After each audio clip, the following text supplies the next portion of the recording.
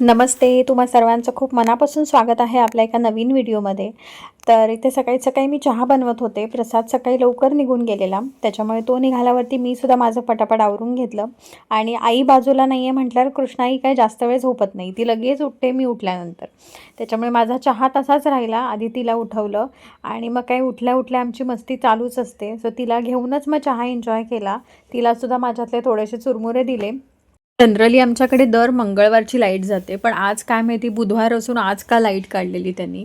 आणि सकाळी सकाळी इथे लाईट गेली ना की एकतर वैताग येतो, कारण का कामं खूप खोळंबतात. मशीन लावायची तशीच राहिलेली, पण म्हटलं आधी चला कृष्णाईचं तर आवरून घेऊया.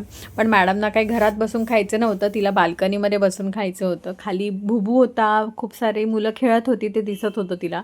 त्याच्यामुळे म्हटलं ठीक आहे, चल एका जागी बसून खाणार असेल तर बाल्कनीमध्ये बसून खाऊया. आणि आज ना मी तिच्यासोबत एक जी टेस्ट असते, मी सुद्धा खूप वेळेला ही इन्स्टावरती किंवा यूट्यूबवरती मी बघितलेली, की लहान मुलांची पेशन्स टेस्ट आया त्यांच्या मुलांसोबत करतात. मला माहिती नाही कृष्णाई या टेस्टसाठी अजून लहान आहे की मोठी आहे की तिचं वय बरोबर आहे, पण म्हटलं चला ट्राय तर करायला काय हरकत आहे. तर माझ्याकडे हे नाचणीचे कुकीज होते. आणि बरं का, मी तिला अजूनही बिस्किट खायला दिलेलं नाही आहे. ती स्वतःहून सांगते की लहान मुलं बिस्किट नाही खात, ती नो असं म्हणते हाताने. पण नाचणीचे जे बिस्किट्स असतात ना, ते तिच्यासाठी स्पेशली मी आणलेले. आणि त्यांना मी बिस्किट न म्हणता कुकीज म्हणते, म्हणून ती ते खाते. अदरवाईज जर बिस्किट म्हटलं तर ती नो म्हणणार, ती नाही खाणार. सो हे मी तिच्यासमोर नाचणीचे कुकीज ठेवलेले.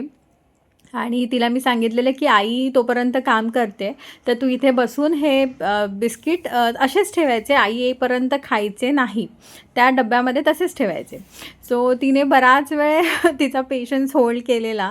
तुम्ही बघू शकता व्हिडिओमध्ये. ती नाही खात होती, फक्त त्या बिस्किटाबरोबर खेळत होती, त्या डब्याबरोबर खेळत होती. कुठे ठेवू कुठे नको असं चाललेलं आहे तिचं.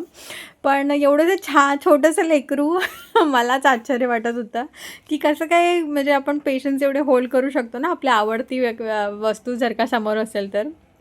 पण नाही, माझ्या मते तरी ती सक्सेसफुली पास झाली आहे. आणि हे तर एक कुकीज होतं. अदरवाईजसुद्धा आईस्क्रीम जेव्हा आम्ही खातो ना, तेव्हा मी तिला खूप लहानपणी सांगितलेलं की कृष्णाई, लहान मुलं ना आईस्क्रीम खात नाहीत. तर तिने ती गोष्ट खूप पक्की लक्षात ठेवली आहे अजून तरी.